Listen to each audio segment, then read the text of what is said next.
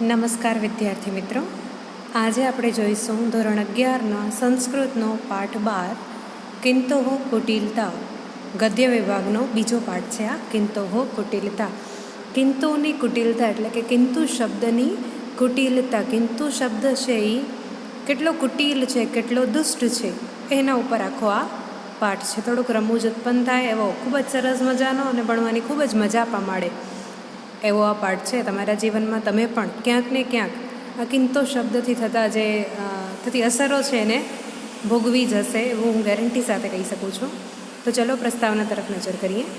નિબંધની સાહિત્યિક વિદ્યા આધુનિક કળાની દેન છે. સંસ્કૃતમાં નિબંધ એવું નામ એક પ્રકારના ગ્રંથો માટે જાણીતું છે.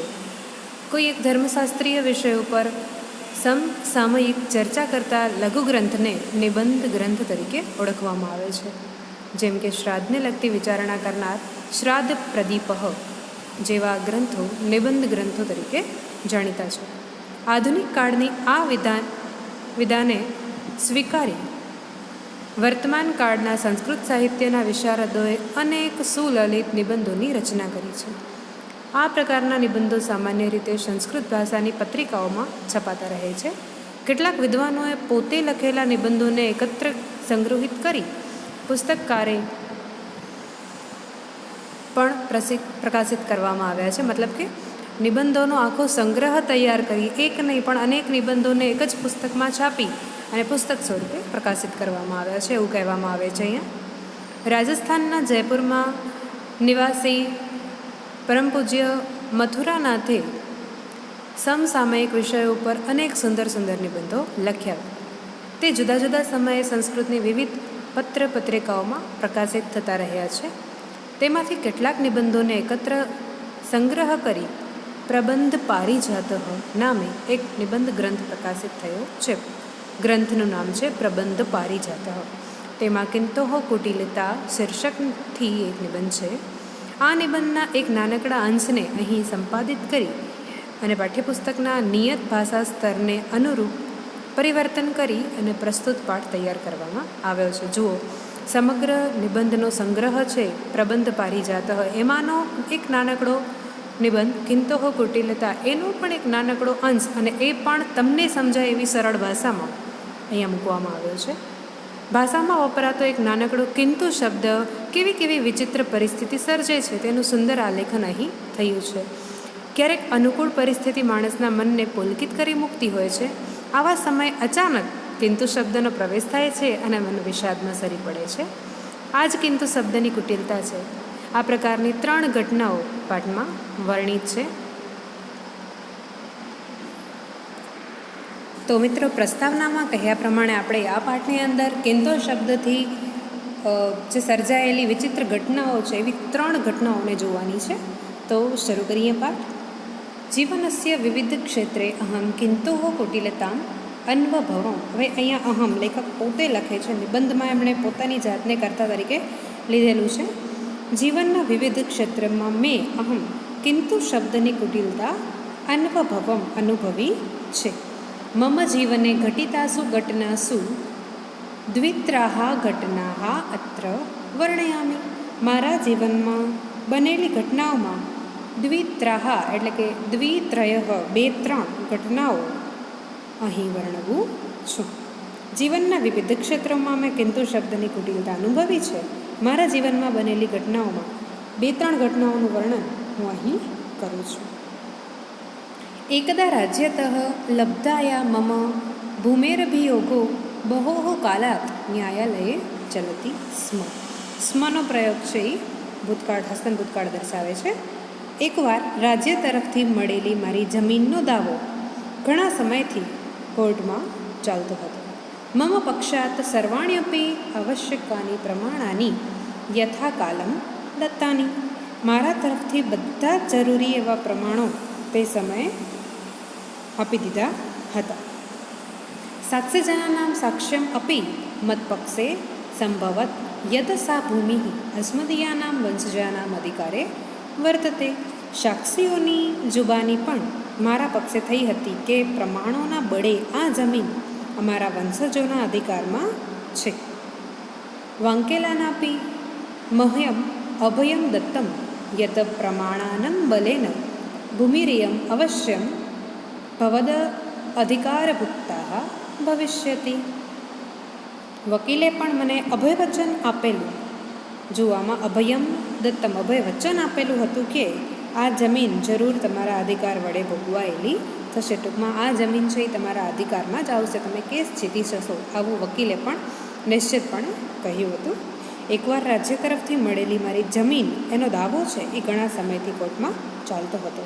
મારા તરફથી બધા જ જરૂરી એવા પ્રમાણો મેં સમય પ્રમાણે આપી દીધા. સાક્ષીઓની જુબાની પણ મારા પક્ષે હતી કે પ્રમાણોના બળે આ જમીન અમારા વંશજોના અધિકારમાં છે. વકીલે પણ મને અભયવચન આપ્યું કે આ જમીન જરૂર તમારા અધિકાર વડે ભોગવાયેલી થશે. અસ્ય અભિયોગસ્ય ભાગ્ય નિર્ણય અધ્ય આસિત. આ જે અભિયોગ હતો એટલે કે ખરડો હતો એના ભાગ્યનો નિર્ણય આજે થવાનો હતો. આજે અદાલતમાં જે કેસ દાખલ થયો હતો એનો નિર્ણય આજે આવવાનો હતો. ન્યાયાધીશ નિર્ણયમ અકથયત. ન્યાયાધીશે ફેસલો આપતા કહ્યું, વયમ પશ્યામઃ યત અભિયોક્તુ પક્ષાદાવશ્યકાની સર્વાણ્યાપી પ્રમાણે અત્ર પ્રસ્તુતાની સંતિ. અમે જોઈએ છીએ કે વાદી તરફથી જરૂરી એવા બધા જ પ્રમાણો અહીં રજૂ થયેલા છે. રાજ્યતઃ લબ્ધાયાः ભૂમેઃ દાનપત્રમ અપી ઉપસ્થાપિતમ અસ્તિ. રાજ્ય તરફથી મળેલી જમીનનું દાનપત્ર પણ રજૂ કરાયેલું છે.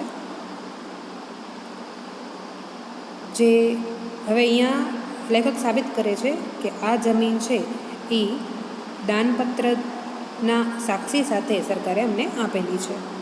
ન્યાયાલયેન પરિજ્ઞાતમ યત ભૂમિરિયમ અભિયોક્તુ અધિકારભુક્તા અસ્તિ. ન્યાયાલયે જાણ્યું છે કે આ જમીન વાદીના અધિકારમાં ભોગવાયેલી છે.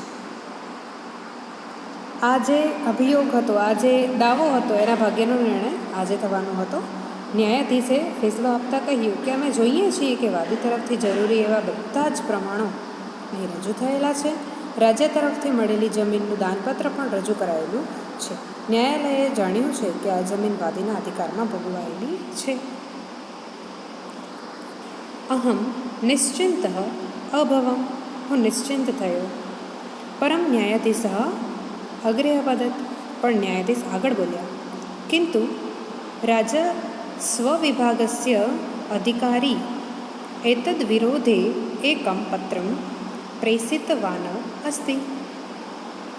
કિંતુ મહેસૂલ વિભાગના એક અધિકારીએ આના વિરોધમાં એક પત્ર મોકલ્યો છે.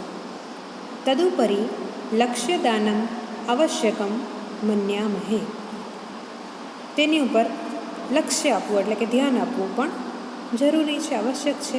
અતઃ સંપ્રતિ ન્યાય સ્થગિત. આથી અત્યારે ન્યાયને સ્થગિત કરવામાં આવે છે. બોલો, ભાગ્યના નિર્ણય આજે થવાના હતા.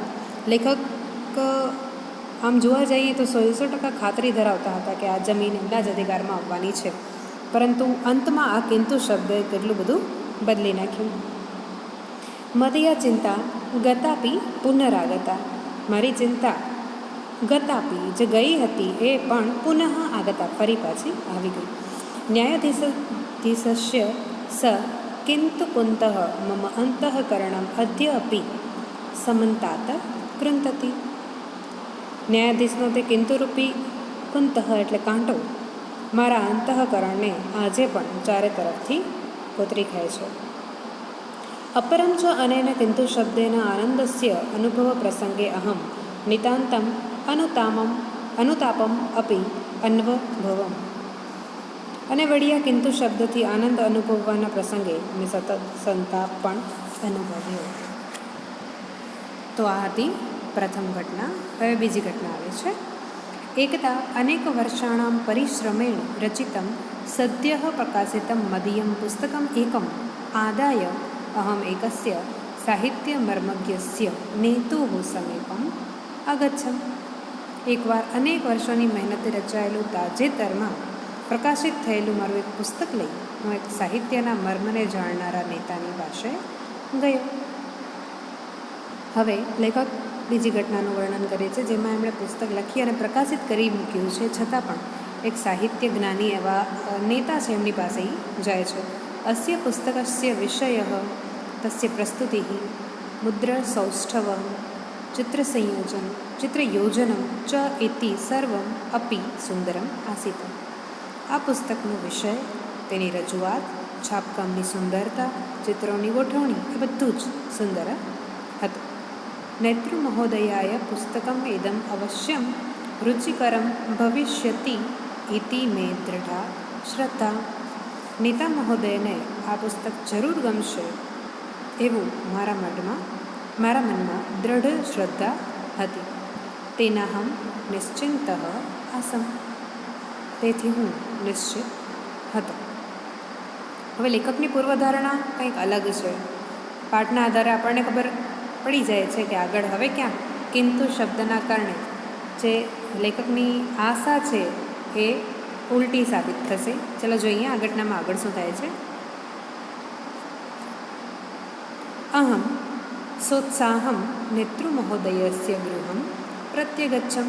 હું ઉત્સાહ સાથે નેતા મહાશયના ભવન તરફ ગયો.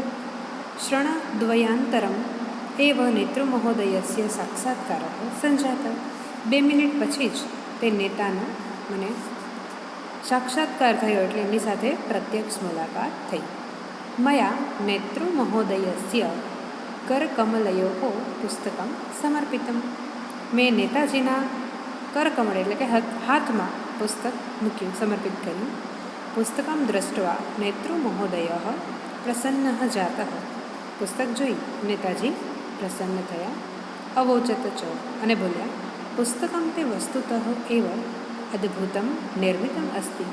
તમારું પુસ્તક હકીકતે જ, વસ્તુતઃ એટલે હકીકતે, ખરેખર અદ્ભુત બનેલું છે. બહુ કાલાંતરમ એતાદૃશમ પુસ્તકમ પશ્યામિ. ઘણા સમય પછી આવું પુસ્તક હું જોઉં છે. તદંતરમ સત્ય એવ અને પછી તરત જ કિંતુ.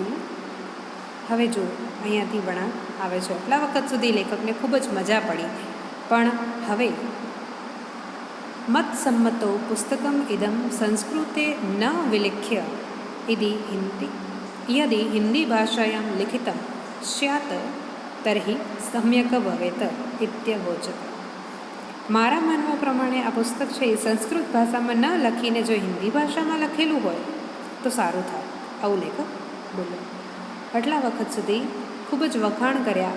જે લેખકે પૂર્વધારણા બાંધેલી હતી એક્ઝેક્ટ એ જ રીતે નેતાજીના શબ્દો બહાર આવ્યા. પરંતુ જેવો કિંતુ શબ્દ આવ્યો એવા લેખક સમજી ગયા કે હા, હવે આગળ કંઈક ન ગમે એવું થવા જઈ રહ્યું છે. અને ત્યારે જ લેખક બોલ્યા કે બધું જ સારું છે, છતાં પણ સંસ્કૃત ભાષાની જગ્યાએ જો હિન્દી ભાષા વાપરવામાં આવી હોય તો હજી વધુ સારું થઈ શકે.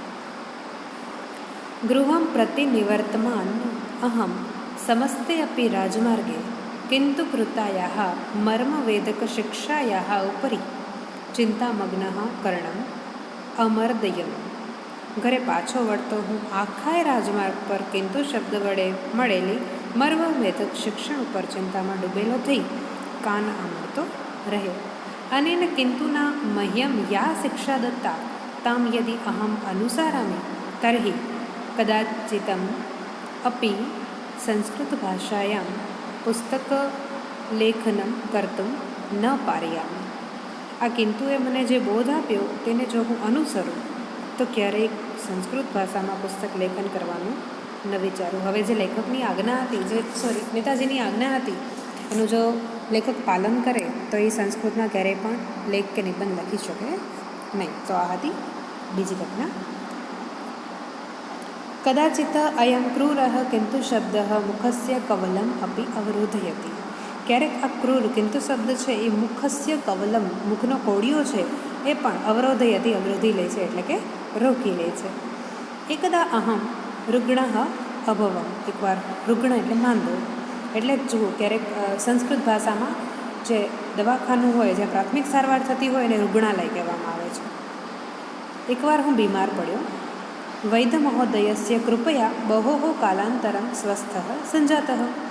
વૈદ્ય મહોદયની કૃપાથી ઘણા સમય બાદ હું સાજો થયો, સ્વસ્થ થયો. અસ્મિન્નેવ સમયે મિત્રગોષ્ઠ્યાઃ નિમંત્રણમ પ્રાપ્તમ. એ જ સમયે મને મિત્રોને મળવાનું, મિત્ર ગોષ્ઠી એટલે મળી અને વાતચીત કરવા જવું, નિમંત્રણ મને પ્રાપ્ત થયું. ભોજ ગોષ્ઠાયામ ગમનાર્થમ મમ અપી ઈચ્છા સંજાતા. ભોજન સમારંભમાં જવાની મને પણ ખૂબ જ ઈચ્છા થઈ. અહમ આતુરાલયમ અગચ્છમ. હું દવાખાને રૂગ્ણાલયે ગયો. આતુરાલયમ, જુઓ આ શબ્દ પણ યાદ રાખજો. તત્ર ગત્વા વૈદ્યમ અવોચમ. ત્યાં જઈને વૈદ્યને મેં કહ્યું કિમહમ ભોજગોષ્ઠયામ ગંતુમ સમર્થ અસ્મિ. શું હું ભોજન સમારંભમાં જઈ શકું છું? ભોજન સમારંભમાં જવા માટે હું સમર્થ છું? ઉત્તરમ અલભ્યત. મને ઉત્તર મળ્યો ગંતુમ અહર્તિ ભવાન. તમે જઈ શકો છો, કિંતુ, ફરી પાછો જુઓ અહીંયા કિંતુ શબ્દે સ્થાન લઈ લીધું છે. ચલો આગળ જોઈએ શું થાય છે. હવે લેખકની આશા ઉપર કેમ નિરાશાનું પાણી ફરે છે. કિંતુ ગરિષ્ઠ પદાર્થાનામ ભોજનમ નિષિદ્ધમ અસ્તિ. પરંતુ ભારે પદાર્થોનું ભોજન લેવાની તમને મનાઈ છે. બોલો, ભોજન સમારંભમાં જવાની હા, પણ ભોજન સમારંભમાં ભારે પદાર્થ ખાવાની ના. હવે ભારે પદાર્થમાં શું આવશે? લગભગ બધું જ. વૈદ્યસ્ય વચનાની શ્રુત્વા ભોજગોષ્ઠાયામ ગમનસ્ય ઈચ્છા અર્ધમાત્રાયામ તુ અત્રૈવ સમાપ્તા. વૈદ્યના વચન સાંભળી અને ભોજન સમારંભમાં જવાની ઈચ્છા અડધી માત્રામાં તો અહીં જ પૂરી થઈ ગઈ. ભોજન સમારંભમાં જવું અને જમવામાં પાછી કટોકટી કરવી, આવું કેમ થાય? તથાપિ અહમ ભોજગોષ્ઠ્યામ અગચ્છત. તો પણ હું ભોજન સમારંભમાં ગયો. હવે લેખક પોતાની ઈચ્છાને રોકી શકતા નથી, એટલે ત્યાં પહોંચી જાય છે. અત્ર વૈદ્ય મહોદયસ્ય કિંતુ શબ્દ મમ કંઠનલિકાયામ સંલગ્ન અસ્તિ. પરંતુ જે વૈદ્ય મહોદયનો કિંતુ શબ્દ છે એ મારી ગળાની નળીમાં ચોંટેલો હતો. ભોજગોષ્ઠ્યામ યમ યમ પદાર્થમ અહમ પશ્યામિ સહ પદાર્થ ગરિષ્ઠ એવ અસ્તિ ઇતિ પ્રતીતિ ભવતી સ્મ. બોલો, લેખક કહે છે કે હું જે જે વાનગીને ત્યાં જોવા લાગ્યો તે બધા જ પદાર્થ જરાક ભારે પડે પચવામાં, બધા જ એવા હતા એવું મને પ્રતીતિ થવા લાગી. અતઃ ભોજનમ વિનૈન મમ ભોજ સમાપ્ત અભવમ. આથી સૂંઘવા માત્રથી જ મારું અડધું ભોજન, તો જમ્યા પહેલાં જ મારું અડધું ભોજન પૂર્ણ થઈ ગયું. અદ્રાણે અર્ધભોજનમ ઇતિ ન્યાયેન સંતોષમ અકરમ અહમ ભોજગોષ્ઠાયામ. સૂંઘવા માત્રથી જ અડધું ભોજન થઈ ગયું એ ન્યાય ભોજન સમારંભમાં મેં સંતોષ માની લીધો. આર્દ્રાણે અર્ધભોજનમ, સૂંઘવા માત્રથી અડધું ભોજન પૂર્ણ થાય છે, આવો એક ન્યાય છે. તો એનો અહીંયા લેખકે ઉપયોગ કર્યો છે. એવમ જીવને અનેક વારમ અસ્ય કિંતુ શબ્દસ્ય શત્રુતા સમ્મુખમ ઉપસ્થિતા ભવતી. આમ જીવનમાં અનેક વાર આ કિંતુ શબ્દની શત્રુતા સામે આવી જાય છે. બહુવારમ દ્રષ્ટવાનમ સ્મિ યત કાર્ય સર્વથા સજ્જમ સંપદ્યતે સર્વ પ્રકારે સિદ્ધિ હસ્તગતા ભવતી. યથૈવ સફલતાયાः મૂર્તિः સમ્મુખમ આગચ્છતિ તથૈવ ક્રૂરઃ અયં કિંતુ મધ્યે પ્રવિશ્ય સર્વકાર્યં વિનાશયતિ. જીવનમાં અનેક વાર આ કિંતુ શબ્દની શત્રુતા સામે આવી જાય છે. ઘણીવાર મેં જોયું છે કે સર્વ કાર્ય સર્વ રીતે તૈયાર હોય, સર્વ પ્રકારે સફળતા હાથવગી હોય છે. જેવી સફળતાની મૂર્તિ સામે આવે છે તેવો જ અક્રિય કિંતુ નામનો ક્રૂર શબ્દ છે એ વચમાં પ્રવેશી અને બધું જ કાર્ય નષ્ટ કરી નાખે છે. માનવસ્ય જીવને કિંતોઃ ઇયં કુટિલતા પ્રાયઃ સર્વત્ર વિરાજતે.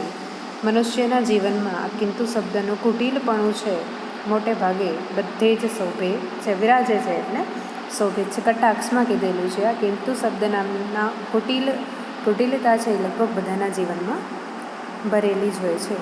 તો બસ 3 પ્રસંગોની સાથે આપણો આ પાઠ અહીં પૂર્ણ થાય છે. અસ્તુ.